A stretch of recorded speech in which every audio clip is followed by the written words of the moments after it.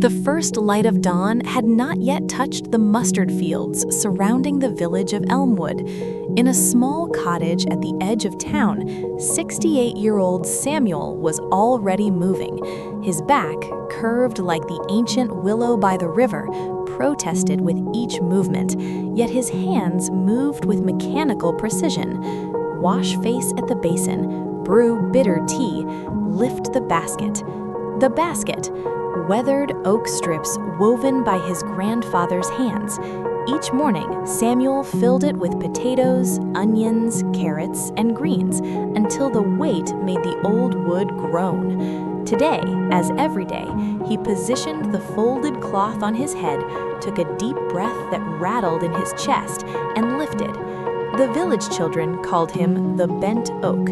They didn't mean it unkindly. Samuel had been carrying vegetables to market since before their parents were born. He was as much a part of Elmwood as the old clock tower.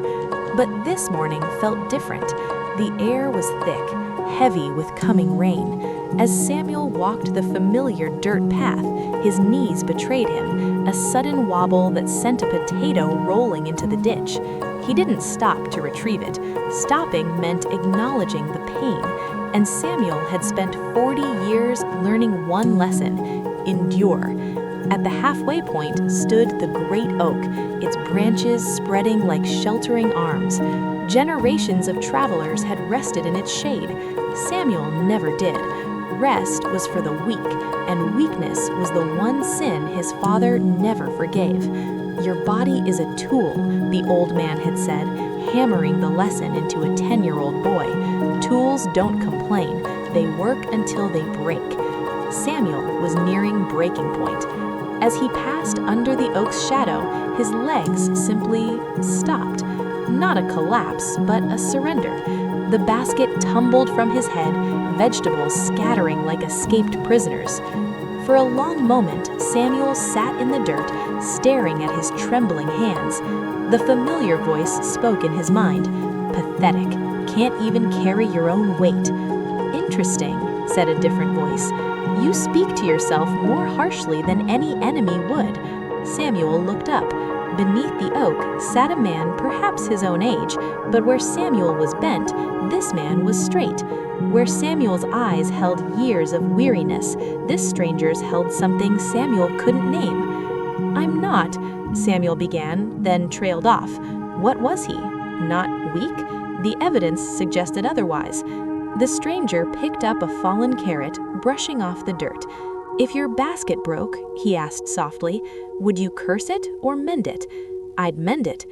"And if a cart horse stumbled under too heavy a load, I'd lighten the cart." The stranger nodded slowly, his eyes holding Samuel's. "Then why show more compassion to objects and animals than to yourself?" The question hung in the air, piercing through 40 years of hardened habit.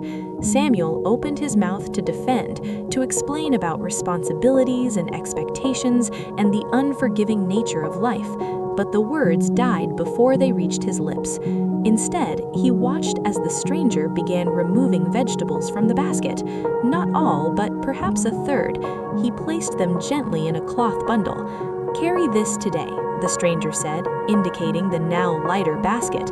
"Sell less. Rest here before continuing." Every instinct screamed refusal, but a deeper voice Samuel had ignored for decades whispered yes. That day at market, Samuel sold fewer vegetables. He earned less money, and something miraculous happened. He walked home without pain. The next morning, he lightened the basket himself. Villagers noticed. "Getting soft in your old age, Samuel?" called the baker. Samuel paused, the old shame rising. Then he remembered the stranger's eyes. "Getting wise," he replied quietly. The change began subtly. Because he walked without agony, he noticed things: the way sunlight filtered through maple leaves, the laughter of children at the schoolhouse, the taste of his own tea. Because he wasn't fighting his body, he had space to be present in his life. Weeks later, when fever lay him low, Samuel did the unthinkable. He rested, not grudgingly but willingly, and the village, seeing his vulnerability, responded not with scorn but with care. The baker left bread at his door. The teacher's children brought soup. The blacksmith fixed his fence without being asked. As Samuel recovered, watching rain pattern against his window, the realization came not as a shout, but as a quiet settling. Suffering is not strength. Endurance is not virtue when it destroys the vessel. We carry burdens, some visible like Samuel's basket, others hidden in the quiet spaces of our hearts. We believe the weight proves our worth, that suffering equals strength. But true strength isn't measured by what you can carry, but by the wisdom to know what to put down. The heaviest load is lifted by the strongest back, but released by the wisest heart. If this story resonated with you, you're not alone in carrying burdens. Subscribe to Life Lessons for weekly stories that help lighten your load. Click the bell so you never miss a lesson in